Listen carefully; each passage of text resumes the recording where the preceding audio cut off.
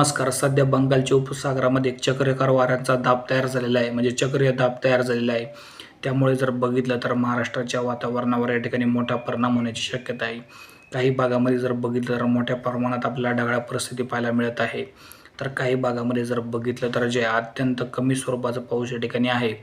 राज्यामध्ये जर बघितलं तर मुंबई, ठाणे, पालघर या भागात जर बघितलं, रत्नागिरी, सिंधुदुर्गमध्ये तर मुसळधार पाऊस कायम आहे. मात्र बाकीचा जो भाग आहे जसं की मराठवाडा, विदर्भ या भागामध्ये पावसाचं असमान वितरण आहे. जोरदार पाऊस कुठेही नाही.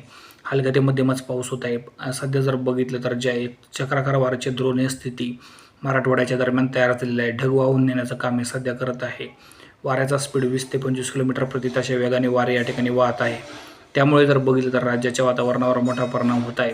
पुढच्या काही दिवसांमध्ये जर बघितलं तर जे पावसाचा जोर वाढण्याची शक्यता आहे, कारण बंगालच्या उपसागरामध्ये चक्राकार वाऱ्याची स्थिती तयार झालेली आहे आणि किनारपट्टीच्या लगत एक ट्रफ तयार झालेला आहे.